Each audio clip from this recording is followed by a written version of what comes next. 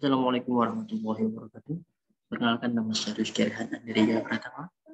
Saya dari kelas 2 dari kelas BCKS 01.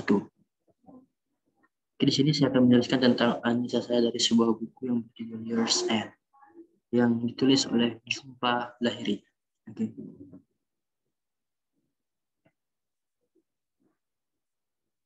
Pertama-tama kita akan membahas tentang ringkasan. Isi dari buku tersebut, ringkasan dari buku tersebut adalah kisah ini menceritakan tentang seseorang yang bernama Khosik dan keluarganya. Ayahnya memutuskan untuk menikah lagi setelah ibunya meninggal karena penyakit kanker yang diderita oleh ibunya. Khosik tidak dapat menerima keputusan ayahnya tersebut, tetapi ayahnya tidak pernah sama sekali untuk memaksanya untuk setuju. Khosik dan keluarganya baru saja mengalami banyak masalah yang sebenarnya disebabkan oleh sikapnya sendiri. Namun perlahan keadaan mulai membaik. Meski di akhir cerita Khosik dan keluarganya harus hidup terpisah. Khosik memutuskan untuk hidup sendiri tanpa keluarganya. Oke, tema dari buku tersebut adalah tentang ibu tiri. Seorang anak yang harus beradaptasi dengan keluarga barunya karena ayahnya memutuskan untuk menikah lagi setelah ibunya meninggal. Anak-anak yang justru tidak setuju dengan keputusan ayah mereka untuk menikah lagi menyebabkan kehidupan keluarga mereka mengalami banyak masalah. Saya berharap dia mengatakan bahwa dia telah kembali dengan selamat, bukan karena sekarang saya memiliki ibu tiri dan 2 saudara tiri, kata si Khosik. Setting atau latar. Latar adalah waktu dan tempat atau kapan dan di mana cerita. Ini adalah sastra yang digunakan dalam novel, cerita pendek, film, dan lain-lain. Physical setting. Latar tempat atau latar waktu adalah di mana sebuah cerita terjadi akhir tahun. Diatur di pantai utara pertama rumah Khosik. Hampir setengah dari cerita mengambil di rumah ini. Kita bisa menemukan banyak adegan dialog yang terjadi di rumah. Penulis menunjukkan situasi canggung dan ketidaknyamanan antara Khosik dan keluarganya setelah mereka tinggal di rumah ini. Saya ingin Anda meninggal. Saya ingin Anda memanggil saya Mamoni, katanya dalam bahasa Bengali. Nada suaranya lebih rendah dari ibu. Dengan serak samar yang anehnya menenangkan, kata ibu tirinya. Apakah Anda keberatan dengan itu? Dia menanyakan ini dengan ramah, tersenyum waspada terhadap reaksi saya, dan saya menggelengkan kepala tidak membalas senyuman. Kemudian latar tempat yang kedua di Donat Dunkin. Itu adalah latar tempat yang diambil ketika mereka pergi untuk membeli beberapa donat. Mereka tampak senang bahwa tidak ada pilihan yang ditolak dan turun dari mobil. Berpegangan tangan saat mereka berjalan melintasi tempat parkir. Dunkin Donuts adalah bagian dari alun-alun perbelanjaan. Dan tempat ini penuh sesak dengan mobil-mobil pembeli Natal di menit-menit terakhir. Tetapi Dunkin Donuts sedang tidak ada. Itu tadi latar tempat dari cerita tersebut. Dengan historical setting, ini akan mencakup hal-hal seperti periode waktu peristiwa, negara atau tempat atau masyarakat di mana peristiwa itu terjadi, atau peristiwa yang terjadi pada waktu di luar cerita. Yang pertama, di Cambridge, Massachusetts. Itu adalah bagian ketika Khosik memberitahu kami di mana dia dilahirkan. Seperti dalam kalimatnya, dia berkata, pekerjaan pertama ayah saya adalah di Cambridge, Massachusetts. Tempat saya dilahirkan 3 tahun kemudian. Kemudian yang kedua di Bombay. Itu adalah bagian ketika Khosik menceritakan sebuah kisah tentang ibunya.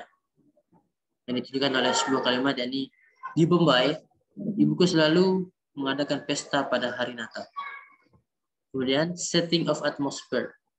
Suasana. Suasana adalah jenis perasaan yang membaca dapatkan dari sebuah narasi berdasarkan detail seperti latar belakang, objek, dan bayangan. Settingnya di sesi musim dingin ketika mereka bersiap untuk Natal. Seperti pada kalimat yang menunjukkan bahwa itu Natal, ayahku membelikanku sweater dan kemeja. Itu menunjukkan bahwa atmosfernya dalam suasana Natal dan dingin, musim dingin. Kemudian, Plot adalah perangkat sastra yang digunakan penulis untuk menyusun apa yang terjadi dalam sebuah cerita. Terdapat 5. Pertama, eksposisi, aksi yang meningkat, klimaks, aksi jatuh, dan resolusi. Oke. Pertama, eksposisi. Ini adalah pengantar buku Anda, di mana Anda memperkenalkan karakter Anda, menetapkan latar, dan mulai memperkenalkan konflik utama dari cerita. Seperti pada buku ini dimulai ketika Khosik tahu bahwa ayahnya akan menikah lagi. Bahwa ayahnya telah menikah lagi. Ayahnya memutuskan ketika dia pergi mengunjungi kakeknya, saya tahu bahwa dia tidak lagi repot-repot berjalan-jalan. Sejak kematian ibu saya, dia hampir tidak tidur sama sekali. Saya tidak berbicara dengan ayah saya selama beberapa minggu. Dia berada di Kalkuta mengunjungi kakek nenek saya. Keempatnya masih hidup. Dan ketika saya mengangkat telepon meninggalkan saya tergantung terbalik dengan kabelnya. Saya berharap dia hanya mengatakan bahwa dia telah kembali dengan selamat. Bukan itu. Yang dia maksud adalah dia berharap dia mengatakan dia kembali dengan selamat, bukan mengatakan kalau dia meninggal lagi. Saya sekarang memiliki ibu tiri dan 2 saudara tiri, kata Syekh Khosik. Kemudian missing action atau aksi yang meningkat. Aksi yang meningkat biasanya dimulai dengan insiden yang menghasut atau momen yang membuat cerita Anda menjadi lebih jadi tindakan. Aksi yang meningkat dimulai ketika ibu tirinya dan putrinya akan datang dan tinggal bersama mereka. Mereka tiba dalam 2 minggu. Kamu akan melihat mereka ketika kamu pulang untuk Natal, kata ayah saya menambah. Bahasa Inggrisnya tidak begitu baik. Apa yang sedang kamu lakukan? Kata si Khosik. Mereka melompat menjauh, kaget menyadari aku ada di sana. Terbentang di karpet abu-abu diatur seperti permainan solitaire. Sekitar selusin foto ibu diambil dari kotak yang disegel dan disembunyikan ayahku setelah kematian. Oke, lanjut.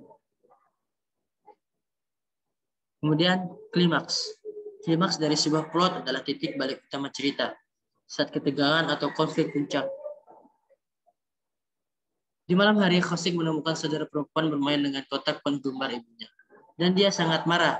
Dia meraih Elva dan Piu sampai mereka menangis. Dengan klimaks dalam buku tersebut. Seperti pada kalimat percakapan yang ada, apa yang kamu pikir kamu lakukan? Kata Khosik. Rupa menatapku, matanya yang gelap berkedip dan Piu mulai menangis. Aku masuk ke kamar dan mengambil foto-foto itu, meletakkannya menghadap ke bawah di lemari. Lalu aku meraih bahu Rupa dari tempat dia duduk berjongkok di lantai, menguncangkannya dengan kuat.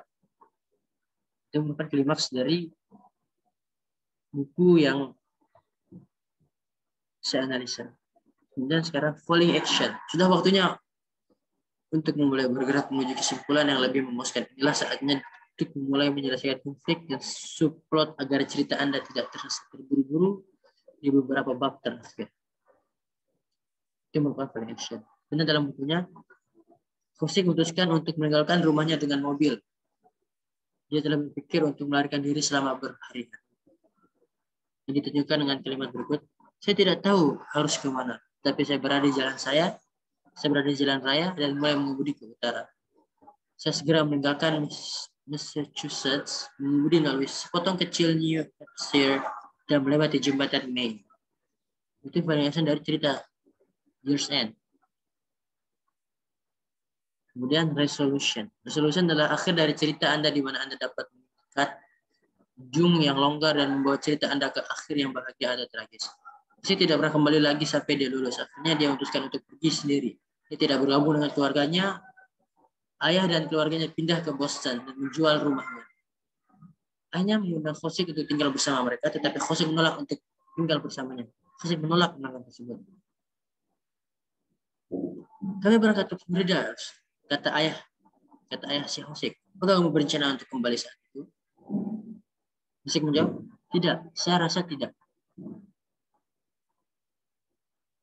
Kamu akan kembali ke kampus tepat waktu, tanya si ayah.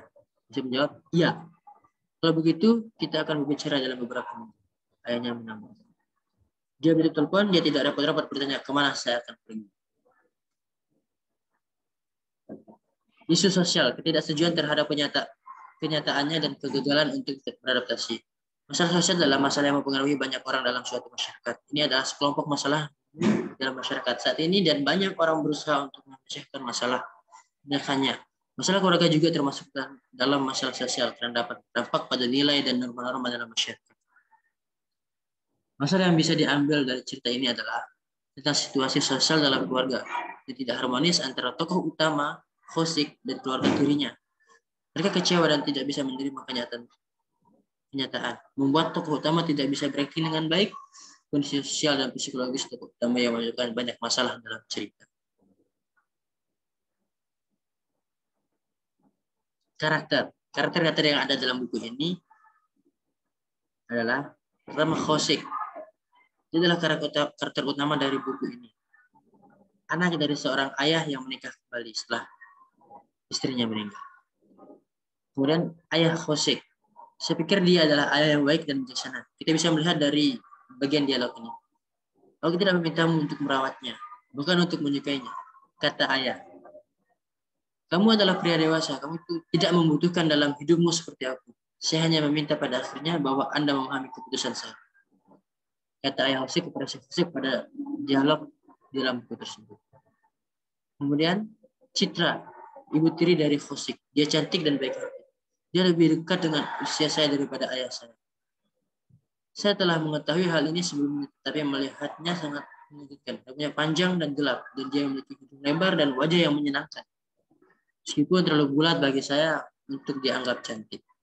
Dia lebih tinggi dari yang saya duga, juga sedikit lebih tinggi dari ibu saya. Kata Syekh menggambarkan sosok seorang ibu tirinya. Benar Rupa dan Piu. Mereka adalah putri Citra. Rupa berumur 10 tahun dan Piu berusia 7 tahun. Merupakan dua saudara tiri dari tokoh utama dari Khosik.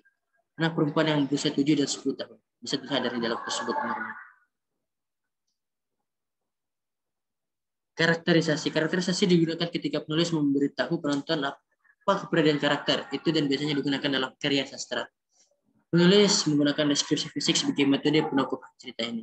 Kita bisa mengetahuinya dari bagian ketika Khosik menggambarkan tentang ibu tirinya. Seperti yang saya bacakan di halaman sebelumnya. Dia lebih dekat dengan usia saya daripada ayah saya. Saya setelah mengetahui hal ini sebelumnya, tapi melihatnya sangat mengejutkan. Rambutnya panjang dan gelap, dan dia memiliki hidung lebar dan wajah yang menyenangkan. Meskipun terlalu bulat bagi saya untuk menganggapnya cantik. Dia lebih tinggi dari yang saya harapkan, tapi sedikit lebih tinggi dari ibu saya. Itulah karakterisasi yang digambar oleh Khosik tentang ibu tirinya dalam cerita tersebut. Berikut referensi yang saya gunakan ketika menganalisa buku ini. Oke, thank you. Sekian, syukran. Thank you very much. Mungkin sekian yang saya dapat sampaikan tentang analisa saya dari sebuah buku yang berjudul Your Stand yang ditulis oleh Jumpa Lahiri. Terima kasih. Wassalamualaikum warahmatullahi wabarakatuh.